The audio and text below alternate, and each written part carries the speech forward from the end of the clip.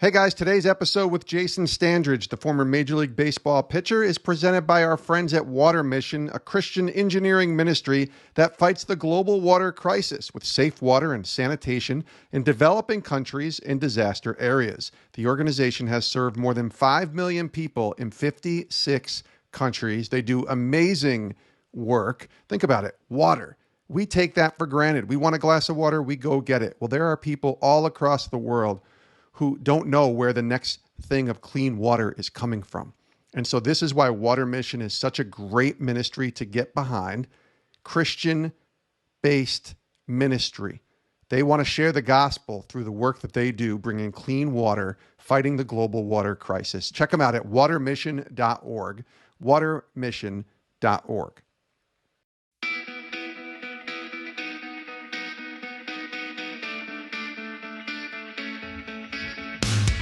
Welcome to Sports Spectrum, where we bring Jesus back into the conversation. Here's your host, former ESPN producer, Jason Romano. And welcome everyone to the show. I am Jason. This is the Sports Spectrum podcast. We're so glad you're tuning into the show today. We got an outstanding conversation with Jason Standridge, the former Major League Baseball pitcher. He's got a really great story. Once recruited out of high school by Auburn, the Auburn Tigers, to play football. He was a quarterback, but he chose baseball. It seemed to work out pretty well for him. He pitched 7 seasons, part of 7 seasons in the big leagues, and then pitched for another decade overseas in Japan. Jason has a great story. He's a wonderful dude. Like, when you talk to him, he's a guy I want to hang out with. There's no doubt. He's got a lot of stories, but he also is involved with the great work that Water Mission is doing, and he's going to talk about that as well. Here's Jason Standridge joining us here today on Sports Spectrum. I think you're going to love this conversation.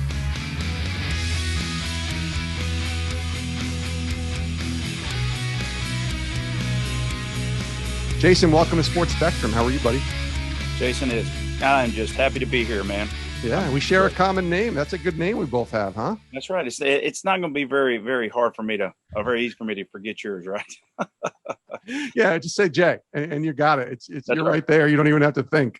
Right. This will be a fun conversation. Let's start with your journey a little bit. As I was reading, born and raised, and I think you're still there, as we talked about beforehand, in Alabama. First round pick by Tampa out of high school in 97. So take us through a little bit of that journey for you as you were growing up in Alabama and coming to the point where you were a first round pick in the major leagues. Then we're going to turn back the clock a little bit, huh? Yeah, a little bit. Before we had gray hair, buddy. Before we had gray hair. Absolutely, man. Absolutely. So if we go back to 97, finishing up high school, and I went to a high school right outside of Birmingham, Alabama, a little town called Trussville, and still live here now. That's where I'm talking to you from now. And yeah, man, I thought I was going to go play football. Honestly, that was what I was going to do. Wow. Alabama was the dream to be a Crimson Tide. No, I was a huge Auburn fan, man. Oh, War Eagle guy. Okay. So, yeah, I'm not a Roll Tide guy. So that's kind of a sin in our household to say. Sorry, I didn't mean to do that. I'll pray for you later. No, but so that was always a dream of mine to be able to play football at Auburn. And Bo Jackson was my favorite player growing up. It just was just that in that era, I really enjoyed and watching him. So, going back to 97, I thought I was going to go play football. Did not know that I was going to get drafted that high. They had talked about, maybe 10th round, maybe later, but wasn't going to be anything significant for me to leave football behind. And sure enough, here comes the draft, and the rest is history. I get drafted the last pick of the first round, which was just a shock for me because I didn't know that was going to happen. And so I forego football and made a lot of people not very happy about that. And I, still to this day, it's so funny. I still hear people say like, "God, you're the reason why Auburn went down here." I'm thinking like, are you kidding me? You gotta let this has been, been 20 years ago, man. You got to let this go. So, so 97, graduated and got drafted by Tampa Bay, 31st pick. And man, had a great career with them. Well, they were the expansion Tampa Bay Devil Rays, I believe, at that time. I don't think they started playing until 98, if I'm doing my 98 was the first. math. Absolutely. First big league season was 98, correct. Yeah. So let me go back a little bit. You said football is where you thought you might end up. Why don't you put on your analyst hat, pretend that you're working for ESPN, you're on NFL Live, and you're breaking down Jason Standridge, the football player? Yeah. It's going to be tough because I'm going to be real critical of myself. I think I would probably say this guy's going to have to learn how to read defenses a little bit better. Okay. What position did you play? I was a quarterback, and I was a guy that I could throw the ball. I definitely could throw the ball, but I didn't do enough of reading defenses. I was more of like, if I don't see one guy open, I'm running it. And so I was more of a running quarterback. And so I enjoyed doing that a little bit more, and just did not understand defenses as well as I think I should have. But I was going to go to college, and I think that would have been, as an analyst, I would have said, this guy's got to get better. He's got to get better if he's going to play in college football, especially at the SEC level. Were you recruited by Auburn? Was that a school that you thought you were going to go to in the process of all this? Or were you recruited by other colleges for football? Oh yeah. So I signed a letter of intent to go.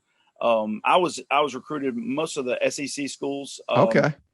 Everywhere except for Spurrier didn't want me at Florida. I didn't throw the ball enough, man. And so I was not considered a Florida quarterback. And so, right.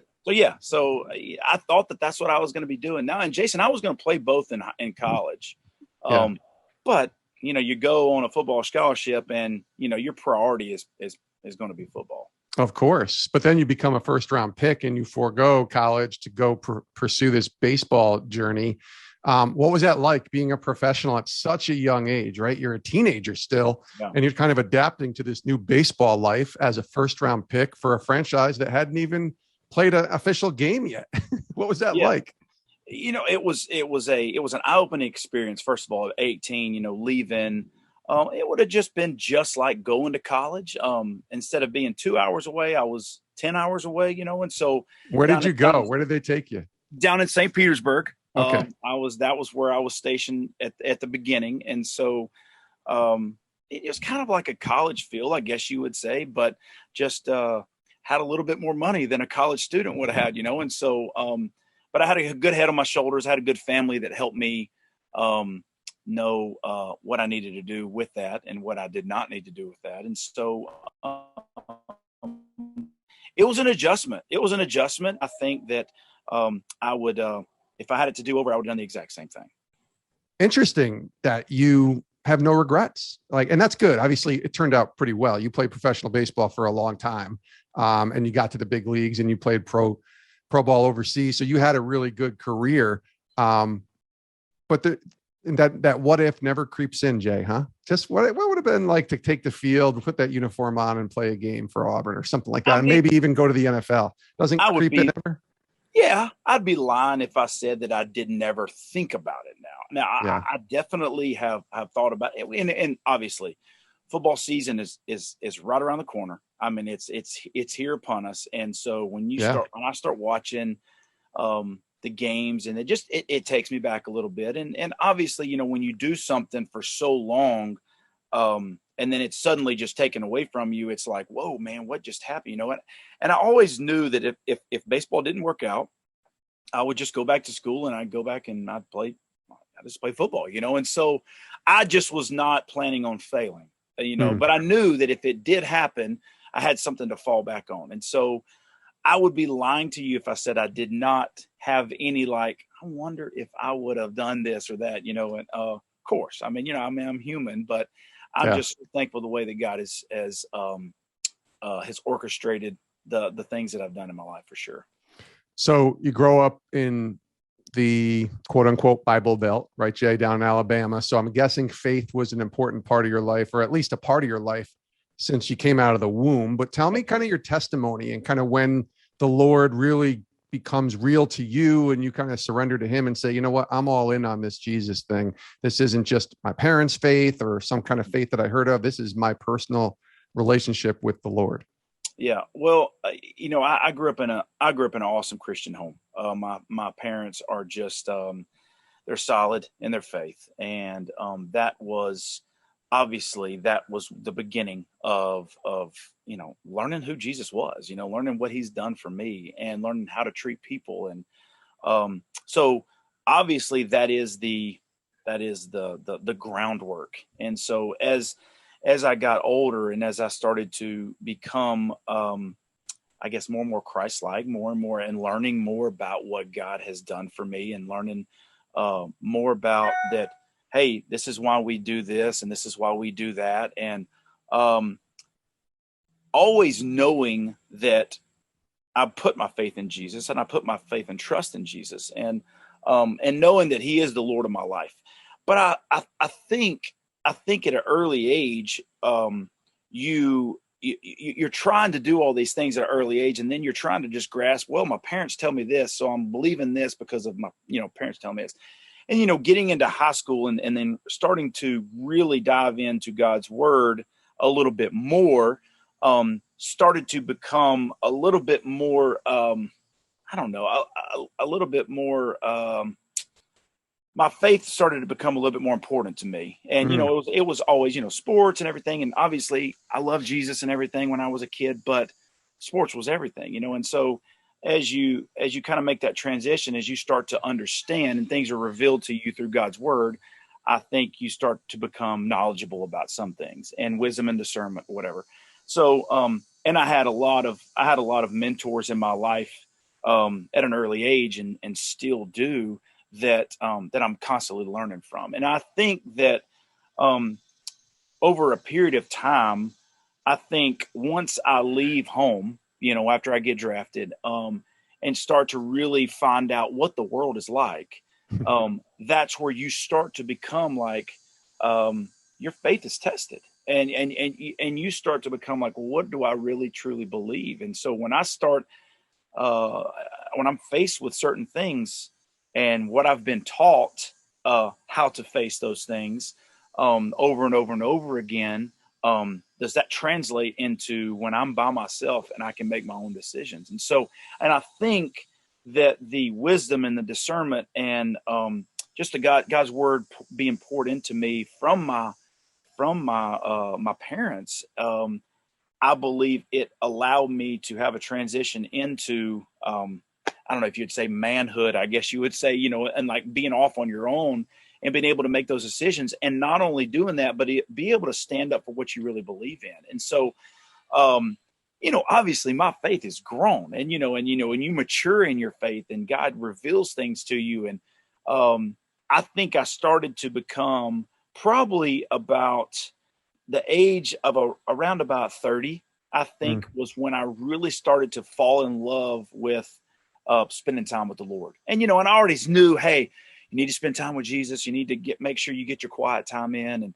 And, you're told those things and you do them sometimes out of just repetition, sometimes out of like, oh, I need to do this or whatever.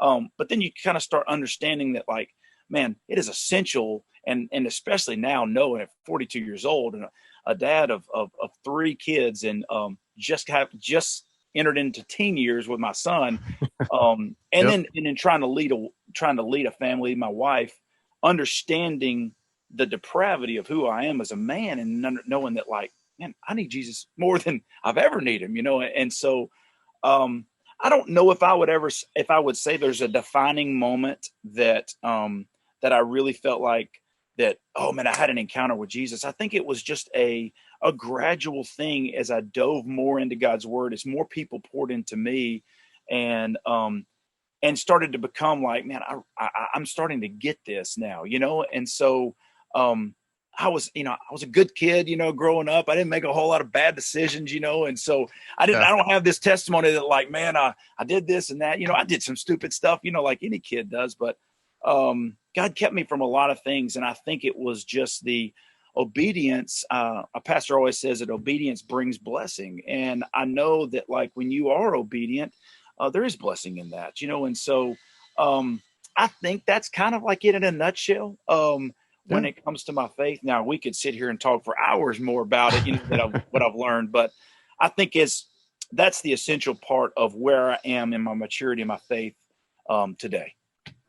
Jason Standridge is our guest here on Sports Spectrum. We are presented today by our friends at Water Mission, a Christian engineering ministry that fights the global water crisis with safe water and sanitation in developing countries and disaster areas. The organization has served more than 5 million people in 56 countries. Jason is involved with Water Mission. We're going to talk about his work with Water Mission in a second. You pitched 7 seasons in the majors, and I'd be curious to know, and I love asking this question to a lot of the guys who pitched in the big leagues.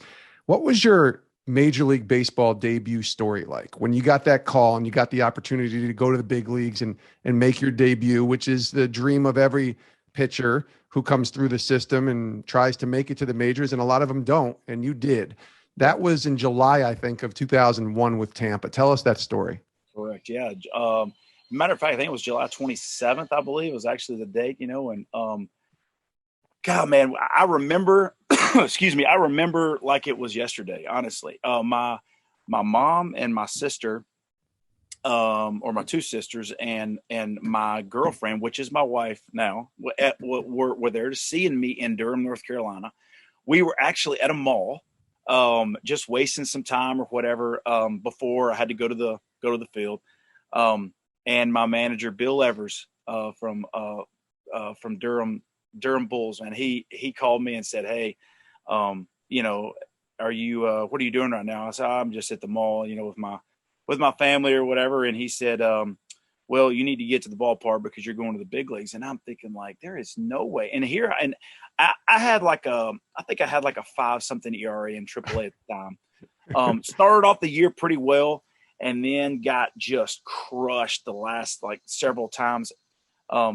And I'm like, they want me in the big league, So obviously, just the shock and the awe of that happening was just, it was pretty special, man. And then getting to Arlington, that's where I went, the Texas Rangers, and going into that clubhouse, seeing my jersey hung up there. I'm thinking, like, this is amazing. I'm about to put on a big league uniform, and just an unbelievable feeling for sure. Did you find yourself, which is probably, this is a dumb question in some ways, but I think everybody has butterflies and is nervous that first time out. Did you feel that, or did you kind of feel locked in when you were able to, once you got on a mound, you realized, okay, this is a baseball field and a mound just like every other field and mound that I've pitched on before?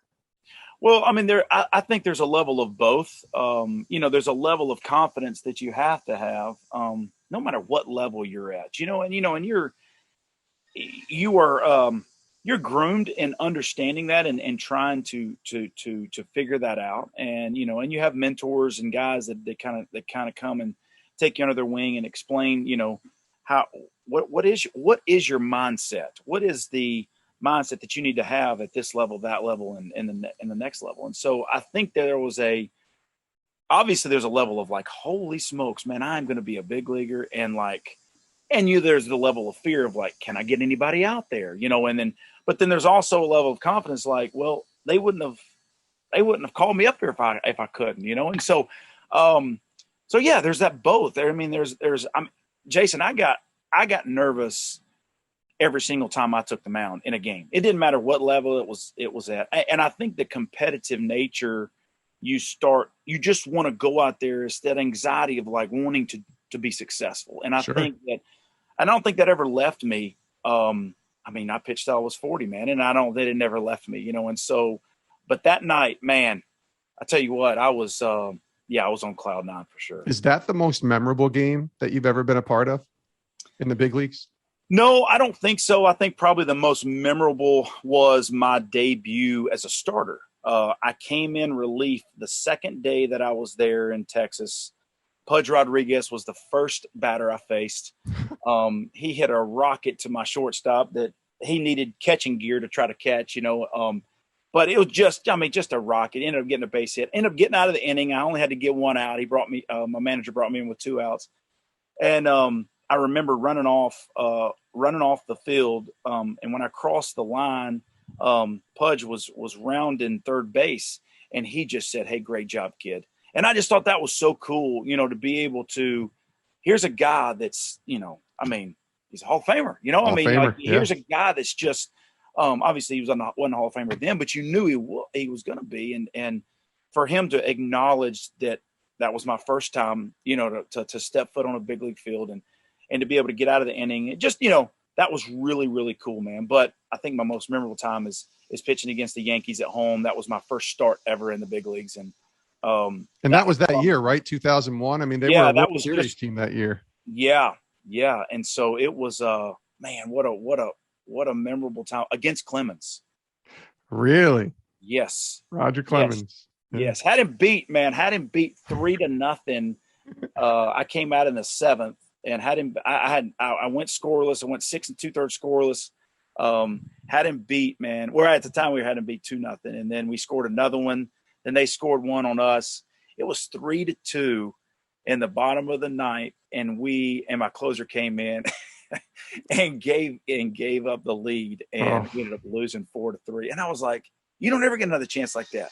Right. You never get a chance. First start against Clemens, and how can you don't ever get, so but yeah, man, that was a memorable time for sure. Well, you got to be a good teammate too and console the closer, because he's not trying to go out there and blow it for you, but at the same time you're like, man, that would have been nice to get that win. Oh yeah. Well, and to know that I did my job, and right.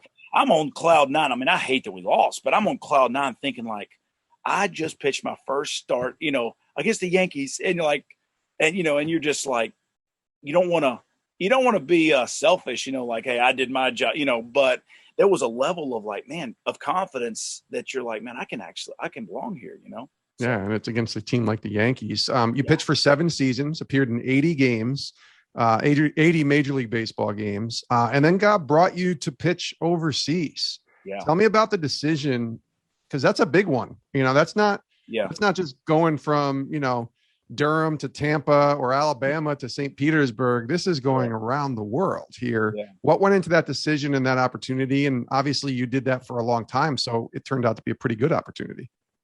Well, there was a lot of moving parts, I think, in that that led me to that decision. Ultimately, we know that I mean, God orchestrates. If we are putting our faith and trust in Him, He orchestrates our lives anyways. And so there's a lot of moving parts to that. So I'll try to be as brief as I can. But I think the way that I got over there, I had a pitching coach that was very close to me that had actually pitched over there. And he had talked to me about going over there. And I was up and down. You say I pitched for 7 seasons, but I didn't have 7 full seasons. It was just constantly that roller coaster of, back to AAA, then go to the big leagues, then back to AAA. And so I got kind of tired of doing that. And I found an opportunity to be able to go over there and, some guaranteed money. And that's how they kind of attract the guys to come over. And you're like, all right, we'll go over there and try it. And if it doesn't work, we'll just come back. It was me and my wife we didn't have any kids at the time. And so we're like, hey, let's try it. And yeah, that's kind of like how it came about. And went over there and God just allowed things to happen over there that allowed me to continue to keep staying.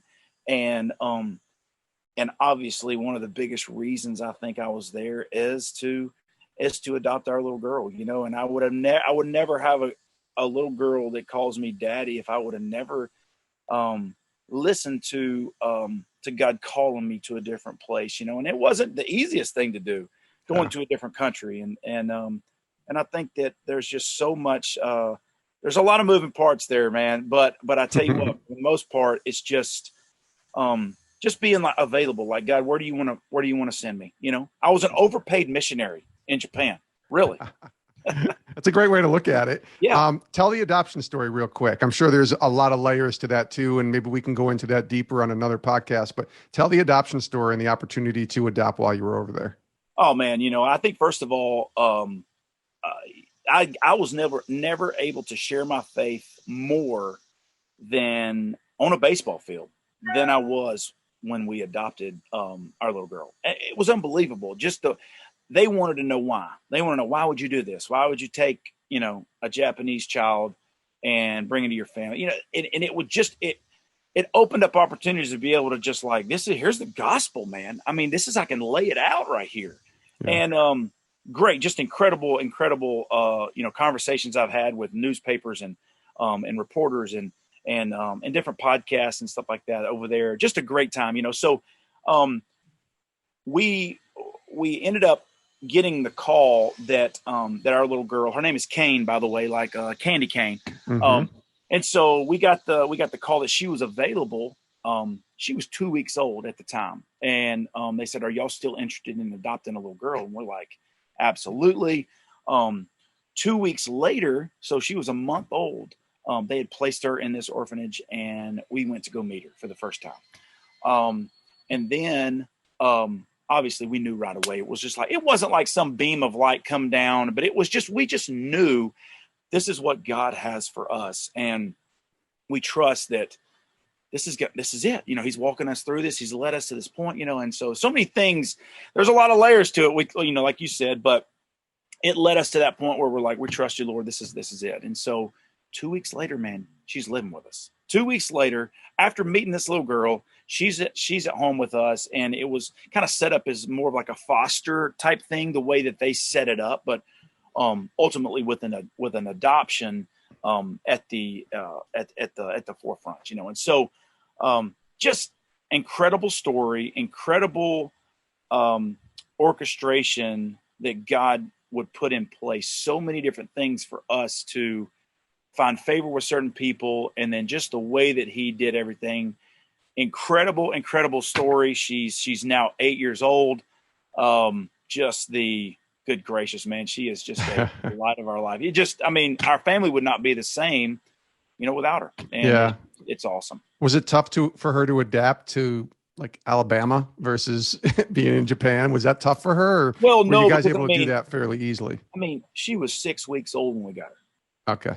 And so it was like she didn't know anything different, and so it's funny. It's funny, kind of a funny story. My wife's grandmother, I think she was 90 something at the time. We brought her back, and I remember she asked my wife, she goes, "Hey, is she gonna?" She's sick. She's at this time, she's 2 months, no, maybe 2.5, 3 months older when we bring her back home from the season for the first time, to meet the family or whatever. And she goes, "Is she going to speak English or is she going to speak Chinese?" And so, she's 2.5 months old. She's older. Grandma's older. She doesn't know. That's right. We thought it was funny. It was just like, oh man, that's hilarious, But what a joy, Jason, to be a part. And I don't know if you've ever had the pleasure of being able to listen to adoption stories, but good gracious. I have. Yeah, my brother adopted a baby and rescued her from being aborted. So I have a tugging and a nudge on my heart when I hear about adoption stories too. And we want to tell a lot more. I know that because they're it's a perfect picture of the gospel, like you said. It is. So it's awesome. It is awesome. That's why I think it was such a great opportunity for me to be able to present the gospel whenever it was asked, So absolutely. Really cool. All right. So let's talk about our friends at Water Mission. They're our partners on today's podcast, and you're involved with them. They do great work, as we've talked about, fighting the global water crisis. How did you get involved with Water Mission? Scott Linebrake, dear friend of mine, obviously just a good dude. And we've been friends for a long time, and it was one of those things where we just talked about, he went to work for them and just talking about certain things that they were doing as a ministry. And, Joy and I, my wife, we were just all on board of whatever they were doing. And it just seemed like it was like, this is exactly what we want to do. With the resources God has given us at that particular time, it was just the way that God kind of puts things in and out of your life, and it was just like, this is where we need to give, this is what we need to be a part of. And this is what we need to stand behind, and so they just, the Green family that founded, they just awesome people. And just the work they're doing, man. I was actually able to go to Uganda and see some of the refugee settlements and I want to hear about that trip. What was that like when you were there? Just firsthand being able to see, and this was after we had already been involved, and done a project and been able to see the impact that made. And but to tangibly see when I went to Uganda with Scott and another former player, Blaine Boyer, is is a good buddy of mine. Yeah. And so when we all went over there, I was tangibly able to see what that does. I mean, water is life. I mean, there's a reason why Jesus talked about it, in scripture, and talked about life, and I think we take it for granted, that we can go over there and just turn the faucet on, and it's 10 feet away. And we take it for granted. And, and obviously I'm not trying to judge and convict anybody here, but it's one of those things where, we don't realize how blessed we are, but you see these people that are walking miles just to get to this tap stand. And they're filling up these huge jugs, and just a blessing to be able to see what Water Mission means to them, and how you've been affected by what they're doing. It's just really cool, man. You can see it firsthand, and it's something that you can be proud of getting behind. I think Water Mission, if anybody has ever thought about any kind of a ministry of like, where should I give? This is by far one of the ones I would tell you 100% get behind, get involved, because they do some unbelievable work, man. And it's not just about bringing water, but it's about bringing the gospel as they bring the water, man. And it's just, and people are going to listen to you. I mean, people are going to listen to you if they're in need, and you supply that need, they're going to listen to you a little bit more. No, absolutely. We love Water Mission, and people can go check out the website, watermission.org, to learn more, watermission.org. And yeah, you talked about it, Jay, because we take that so much for granted. Like, I'm looking at you, and I just went and filled, this refilled bottle that I got from the grocery store here down at my tap, and I drink it throughout the day as I'm working, and I don't even think twice. Like, I just go down there, I get my water, I come back up, and here we go. Yeah. You saw it firsthand, right? It's a different lifestyle. Like, water is so cherished in a different way. I mean, like you said, water is life. They literally are living in a life and death type of situation with this clean water needed in the areas that you visited, right? That's right. And it's just, you're right. And it's really awesome to see. It's awesome to see the Water Mission family and the Water Mission as an organization, how much they love the people that they are being able to minister to. And, I just think it's the gospel, man. It is the gospel. And they are they are out there going the hands and feet of Jesus that are actually, presenting the gospel, as they give clean water, as they give the safe water. And so it's just, it's really cool to see, just a people group that are willing to do the sacrifices to bring that. That's good. Watermission.org. Again, we're talking about Water Mission, a Christian engineering ministry, and they're fighting that global water crisis. And even during the pandemic, when that has been magnified, Water Mission has still been there. And again, you can learn more and donate and support what they're doing, the great work they're doing. I know I do it every month, and support Water Mission at watermission.org. That's the website, watermission.org. All right, Jay, last question. This is a question we've started to ask a little bit more to our guests in a recent time. Because of what you answered earlier, I have an idea, but if you could pick a perfect sports day, and I don't care if you're playing, watching, whatever it is, the perfect sports day for Jason Standridge, what are you doing? What's happening? What's taking place? Oh, wow, man. That's a heavy question, man. It's heavy because there's a lot of different ways you can go as a former player. That's right. I think it would be, I think the scenario will be, here's the scenario where I'm going to paint the picture here. Okay. I like it. I think I would like to wake up, start to hit some golf balls around 7 a.m. at Augusta National, play 18 holes with I don't know who I would want to play with, but I just would love to play 18 holes there at Augusta National. With a pro golfer, or just with your buddies, or what do you think? I would want to play with a golfer. Okay. And I would also want to play, you know what? I might want to play with Bryson DeChambeau. I want to see how far he can hit the ball firsthand. You know what I mean? Just to be able to, and just get up there and just grunt and snot and see how hard I can, see how close I can come I like it. Love to play at Augusta National.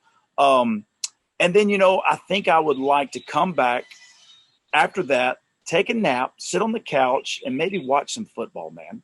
Some NFL football, maybe some college football. I was going to say Auburn, Alabama. We could watch that. Yeah, I think I would probably choose that. That would be probably the ultimate. Come back and just sit on the couch and watch the Iron Bowl. And hopefully Auburn would come out victorious. Has not happened that much, lately with Nick Saban. Of course he's. Well, we always have the kicks. Is it the kick six? Is that what? I was there, man. I was there at that game, and it was unbelievable. So you were at the game. I was at the game, and it was amazing. Me and my wife were there, and talking about just going nuts, man. One of the most incredible finishes, I think, not only in the history of the Iron Bowl, but maybe in the history of college football. It was insane. It was amazing. It really was. I was like, everybody was like, "What just happened?" What just happened? And so. That's a tough question that you would ask, because I think I could go a lot of different places with that, but I think that would be an ultimate. I think that's a pretty good day of sports. I think, Jason Standridge. Hey, buddy, thanks for being here. Thanks to our friends at Water Mission as well and the work you're doing with them.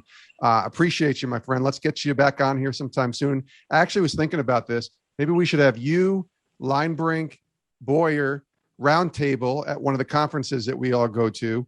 We talk faith, we talk baseball, we talk Water Mission, we talk about it all. What do you think? I would love it. I'm there. You tell me when, you tell me what time, I'm there, man. You got it. Thanks, buddy. Appreciate you. Thank you, Jason. I appreciate it, man. Anytime. And many thanks to Jason Standridge for joining us here today on Sports Spectrum. What a great dude. He's a guy I would love to hang out with, spend some time with, watch a football game with, go golfing with, maybe even go on a missions trip with Water Mission. Who knows? But what a good dude. I'm just so glad that we had him on, and hopefully we'll do a roundtable in-person discussion at some point with Jason and Scott Linebrink and Blaine Boyer and some of these guys in the baseball community and talk faith, baseball, and of course our friends at Water Mission, who are our sponsors and partners at Sports Spectrum and our Sports Spectrum podcast today. Again, the website, watermission.org, to go check out, donate, support. You heard us talk about Water Mission. You know how wonderful they are. They are a unbelievable mission to get behind and a cause to get behind, helping people have clean water and sanitation, hygiene solutions. Watermission.org is the website. Make sure you go check them out. We appreciate their support here today on Sports Spectrum. We appreciate you as well. Go to our website, sportspectrum.com, for all of our content. It's free right there at the website, podcasts, articles, devotionals, and then click subscribe on whatever app you listen to this podcast on so that you never miss an episode of Sports Spectrum's podcast. Thanks for tuning in. We'll see you guys next time right here on the show. My name is Jason. Have a great rest of your day. Stay safe, and we'll see you next time.